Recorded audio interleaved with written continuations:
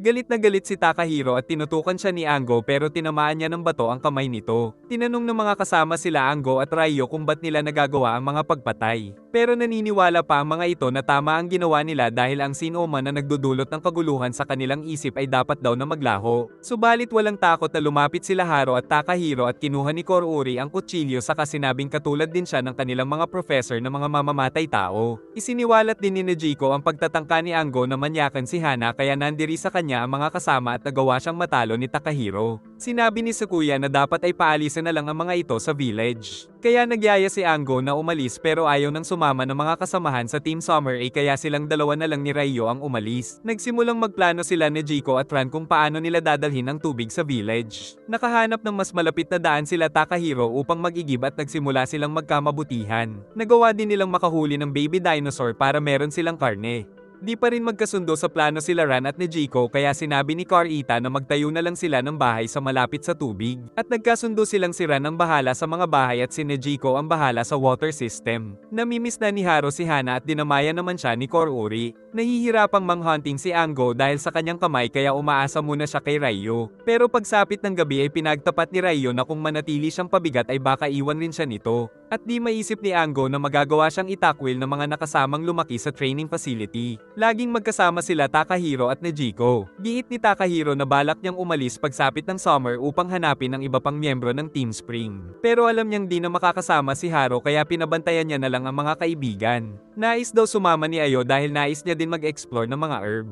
Di nagtagal ay natapos na rin ang bahay na malapit sa water source saka naglakbay sila Ayo at Takahiro. Samantala nagmamasid lang si Mozo upang siguruhing nasa maayos ang lahat. Pinag-iisipan niya na rin kung itutumbe niya na sila Ango at Raiyo at naramdaman naman ni Raiyo ang presensya niya. Kinabukasan ay nakita nila Ango ang saranggola kaya napuntahan nila ang ship ng Team Summerby. Ngunit naisip nilang isa itong trap. Pinagmasdan nila ang bawat miyembro ng grupo upang isipin kung pinapapasok lang sila sa patibong. Ngunit biglang dumating si Tendo na muntik nang mahulog sa bangin at natuwa pa itong niligtas siya ng dalawang gwapo. Agad niyang pinakilala ang dalawa sa grupo.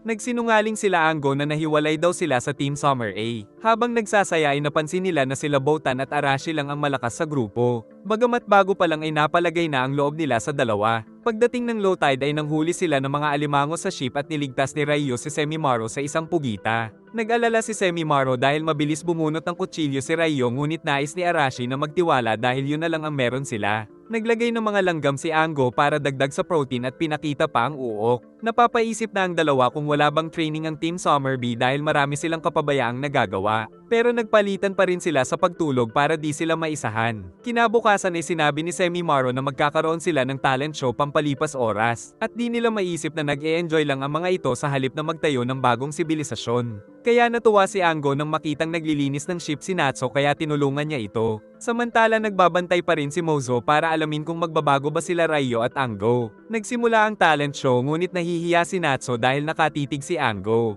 Si Botan naman ay pinakita ang talent kahit nakaharang ang malaking hinaharap. Tinanong ni Raiyo kung may nakita na silang ibang team. Kaya sinabi nilang nakita na nila ang Team Autumn pati na ang huling miyembro ng Team Winter na si Takahiro. Isa-isa silang hinulaan ni Hotaro dahil ito daw ang talent ng kanyang angkan. Ngunit nang tignan ng kamay ni Ango ay di niya sinabi ang nabasa. Pinakita ni Chimaki ang talent na makuha ang tela ng di natatapon ng mga baso pero inutusan ni Semimaro na gawin din ito ni Natsu na alam niyang papalpak. Pero seryosong sinabi ni Ango ang sikreto para magawa niya ito. Kaya inakala ni Tendo na nagkagusto si Ango kay Natsu kaya sa kanya daw si Raiyo. Naalala ni Hotaro si Hibari na umalis dahil naiinis ito sa kanya pero alam niyang nasa mabuti itong kalagayan. Habang sinasanay ni Ango si Natsu ay nagalit si Semimaro dahil pasikat ito. Pero nang mahawakan niya ang matigas nitong balikat ay nagpanggap siyang di naghahanap ng gulo. Nagtaka si Arashi kung ba't naging matured na siya. Sagot ni Semimaro na alam niyang masakit sumuntok si Ango dahil sa tigas ng muscles. Nagpapakyut si Tendo at tinanong ang birthday ni Raiyo pero di alam ng binata ang eksaktong petsa dahil pinalaki lang sila sa training facility. Ngunit alam nila Ango at Raiyo na 18 na sila dahil patapos na ang summer. Nag-e-enjoy si Arashi na mag-swimming at kumuha ng mga gamit sa dagat. Dahil professional swimmer si Arashi ay napansin niyang malakas ring lumangoy si Ango. Nagtulong silang kunin ang bathtub na pagtataguan nila ng mga seafood at nakakuha pa sila ng kahon ng mga laruan. Nang pinatugtog ni Tendo ang music box ay naalala ni Ango na tumutugtog ito nung nagaganap ang final test nila. Samantala si Hibari ay kasama pala ni Tsunomata na kasapi rin ng Team Spring. Gumamit ng gunpowder ang dalawa upang matanggal ang malaking bato na nang-ipit sa barko at di inaasahan ni Botan na meron silang gunpowder. Dahil dito ay magagamit na nila muli ang ship at balak na nilang mag-around the world. Naiisip pala ni Ango na si Natsu ay si Shigeru kaya mabait siya dito. Natapos na si Chimaki sa inuukit nitong kastilyo kaya nagsimula na silang maglakbay sa karagatan. Nag-aalala si Takahiro kaya pinaliwanag ni Ayo na sisiw lang sa kanya ang maglakad ng malayo dahil sa special training. Saka nagtampisaw ang dalawang aso nang makakita ng putikan. Nagpatuloy si Ayo sa pangangalap ng impormasyon sa mga herb. Dahil palaging magkasama ay napagtanto ng dalawa ang kanilang mga pagkakapareho. Napansin nilang nabubuli ang maitim na tuta kaya nakiusap si Takahiro na ampunin na lang ito ni Nejiko. Samantala sa barko ay nalaman nila kay Ango na isang sauna room pala ang ginawa nilang storage. Nagpalipad muli si Arashi upang makita sila ng iba pang survivor. Nagtanong si Natsu kung ba't ang bait ni Ango sa kanya pero nahiya siya nang walang masagot ang binata. Pagsapit ng gabi ay naglaro lang sila ng card habang nagpapakulo sa uling. Sinarado ni Raiyo ang mga bintana upang bigyan ng pagsubok ang Team Summerby kaya sila nahilo dahil sa carbon monoxide pero mamamatay ang mga ito kaya iniligtas din nila. Pagkatapos ay pinaliwanag nilang nakakalaso ng nasusunog na uling sa kulob na silid. Ngunit walang nakaalam na si Raiyo ang may gawa nito. Nagtapo ng mensahe si Arashi sa loob ng bote na inakala nilang para kay Hana kaya nalaman nila Ango na si Arashi pala ang kasintahan nito pero nainis din sila dahil naisip na nakapasok lang sa Project Seed ang magkasintahan dahil kay Professor Takashi kaya balak itong subukan ni Raiyo kung karapat dapat itong makapunta sa future. Sumisid na naman si Arashi para kumuha ng mga pagkain pero di siya makaalis dahil itinali siya ni Raiyo at kinabahan siya nang dumating si Ango na may kutsilyo. Pero tutulungan lang pala siya nito. Nadismaya si Ango dahil di ginamit ni Arashi ang sariling kutsilyo. At naisip niya rin kung magwawala ba si Arashi kung malaman nitong siya ang pumatay kay Hana. Kahit muntik ng malunod ay nagpatuloy si Arashi sa pagdive at nainis pa siya dahil walang alam ang mga kasama nito. Inihanda nila ang mga bato para magamit nila ang sauna at naunang gumamit ang mga babae pero di nakasama si Natsu dahil meron siya, pagkatapos ay naligo sa dagat ang mga kasama. Sumunod naman ang kalalakihan pero saglit lang si Ango at nakipagpalitan na agad siya kay Raiyo upang may bantay sa labas. Tapos na rin si Arashi pero nagpasikat si Semimaru. Kaya sinubukan siya ni Raiyo kung makakaligtas pag kinulong sa loob. Matagal bago nalaman ni Semimaru na nakakulong na pala siya at nasa dagat pa ang mga kasama. Mabuti na lang ay nagpaiwan si Natsu kaya narinig niya ang paghingi ng tulong nito na agad nilang nilagay sa tub at binuhusan ng tubig. Sinabi ni Arashi kay Raiyo na magdadive muna siya bago sila umalis. Nagtataka na sila Hotaro kung ba't sunod-sunod ang aksidente.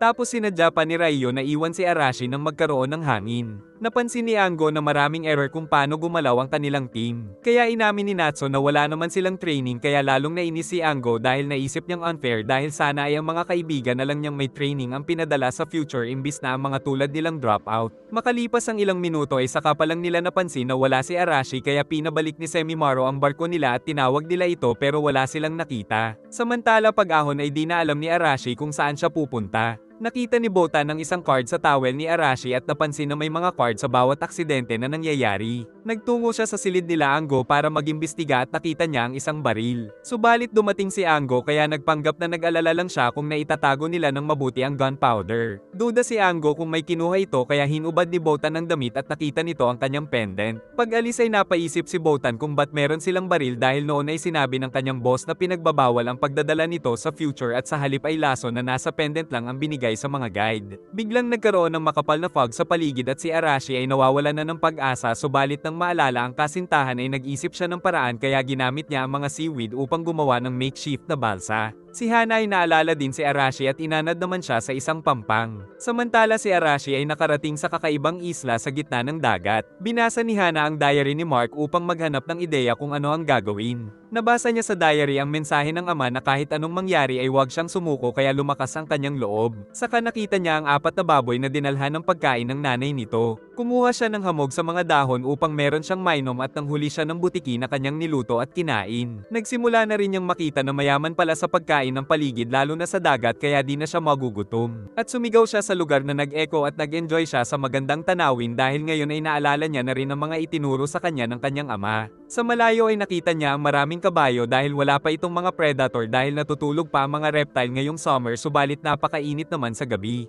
Kinabukasan ay napadaan malapit sa kanya ang magagandang mga kabayo at sinundan niya ang mga ito dahil naisip niyang patungo sila sa kinaroroonan ng tubig. Tumatalon lang sa bundok ang mga kabayo kaya hirap na hirap siya at nakitang naiiwan na ang isang batang kabayo kaya pinaalis niya ito. At pagsapit ng gabi ay natulog siya malapit sa mga kabayo.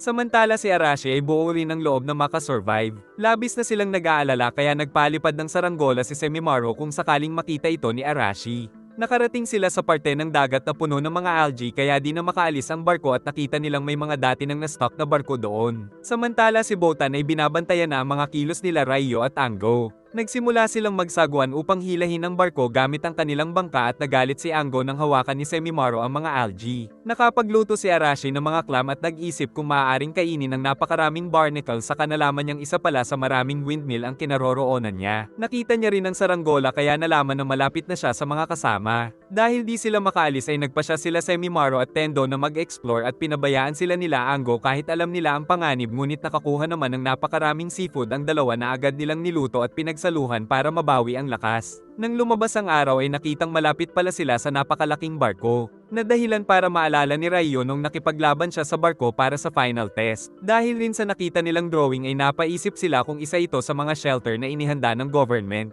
Naisip ni Semimaru na pumasok sa malaking ship upang maghanap ng mga supply pero alam nila Ango na mapanganib ito. Ginamit ng lalaki ang pinto na pinagsalitan niya upang makarating sa patutunguhan at napahanga din si Raiyo dahil naisip daw ito ng isang engot. Di inaasahang nais din sumama ni Natsu kaya nagpa siya na ring sumama si Ango para protektahan siya pero tutol talaga si Raiyo sa kanilang gagawin. Ngunit sa huli ay nagpa siya na ring sumama si Raiyo at nagbilin siya kay Chimaki na ibaba ang layag mamaya pero di nito alam na isa itong pagsubok mula kay Raiyo. Samantala sumunod si Hana sa mga kabayo at sumunod din sa kanya ang mga baboy. Hanggang sa makarating sila sa isang kagubatan kung saan meron siyang malinis na maiinom. Si Semimaru ang unang umakyat sa hagdan nang wala man lang lubid. Ngunit pag-akyat ay sinabi ni Botan na kung may panganib ay agad silang aalis. Nakakita sila ng malalaking solar panel.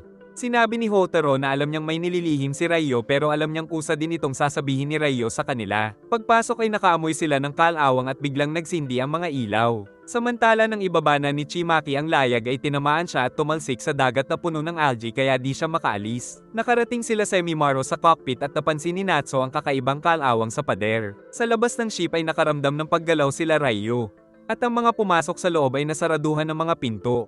At di inaasahan ng lahat na lulubog ang hulihang bahagi ng barko kaya nahiwalay si Natsu at sa labas ay nakita ni Arashi ang naging posisyon ng malaking ship. Maraming salamat sa panonood. Kung nagustuhan mo ay pakiabangan ng susunod at kung bago ka pa lang sa channel ay paki-like and subscribe naman mga lods para muwa-muwa chup chup.